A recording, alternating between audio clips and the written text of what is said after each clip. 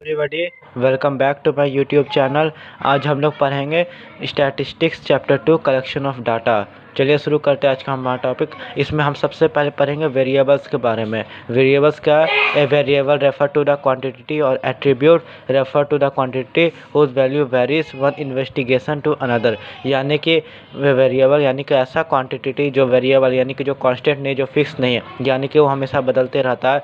यानी कि मतलब कहा जाए तो मतलब उनका इन्वेस्टिगेशन होते रहेगा या फिर किसी कारण से वो बदल सकता है। इसको हम लोग मैथमेटिकल टर्म में एक्स वाई जेड से भी डिनोट कर सकते हैं, जो कि यहाँ लिखा हुआ भी है। ठीक है, चलिए अब आगे बढ़ते हैं। अब हमारा दूसरा टॉपिक है डाटा। इसमें डाटा क्या होता है?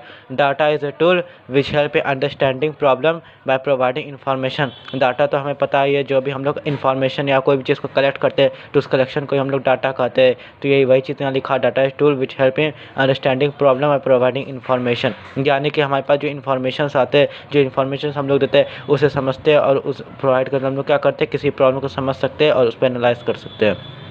ठीक है, चलिए अब आगे और बढ़ते हैं। इसमें देखते हैं डाटा क्या है।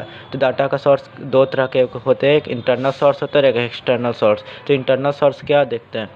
The internal source of data in which collected from its on report and record of an industry और कंपनी इटीसी। यानी कि इंटरनल सोर्स ऑफ डाटा इसको कहते हैं जो कि अपने खुद के रिपोर्ट और अपने रिकॉर्ड्स को जमा करते हैं। यानी कहाँ से? इंडस्ट्री या कंपनी से। जैसे एग्जांपल में इंफॉर्मेशन हो गया, प्रॉफिट एंड लॉस हो गया, सेल्स हो गया, ये सब इसके एग्जांपल्स हो गए। ठीक है, एक्सटर्नल सोर्स मतलब क्या? External source refer to the data collected from the outside. यानी कि एक्सटर्नल सोर्स का तो नाम से पता चल रहा है कि डाटा हम लोग बाहर से जमा कर रहे हैं किसी ऑर्गेनाइजेशन से। ठीक है, चलिए आप लोग को अगर वीडियो पसंद आ रही हो तो वीडियो को लाइक और चैनल को सब्सक्राइब जरूर कीजिएगा और ज़्यादा ज़्यादा अपने दोस्तों में शेयर कीजिएगा। ठीक है, चलिए आगे बढ़ते हैं। इसमें देखते हैं प्राइमरी डाटा क्या है। Primary data is the data in which originally collected by the investigator और एजेंसी। यानी कि प्राइमरी डाटा एक ऐसा डाटा है जिसको हम लोग कलेक्ट करते हैं कहाँ से? किसी इन्वेस्टिगेटर से, किसी कोई एजेंसी से, from the source of origin. यानी कि अगर इस डाटा को इन्वेस्टिगेटर कोई इन्वेस्टिगेशन करने के लिए डाटा को जमा कराए तो इस डाटा को हम लोग क्या कहेंगे? प्राइमरी डाटा कहेंगे।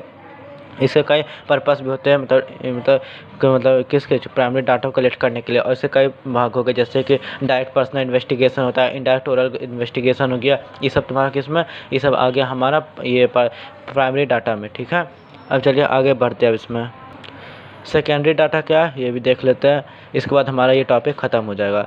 सेकेंडरी डाटा विच डर not collected directly but rather obtained from the published और unpublished source is known as secondary data।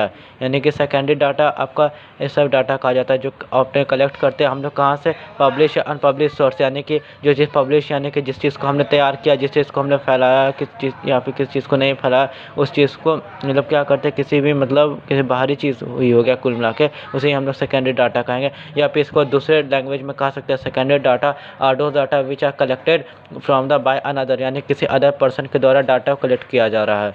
ठीक है, एंड आप लोग अगर समझ में आ रही हो तो ठीक है, और अगर कोई डाउट है तो आप लोग कमेंट सेक्शन में पूछ सकते हैं। एंड अगर आप लोग को वीडियो पसंद आए तो वीडियो को लाइक और चैनल को सब्सक्राइब जरूर कीजिएगा। तब तक के लिए मिलते हैं अपने नेक्स्ट वीडियो में। तब तक के लिए thank you, have a nice day.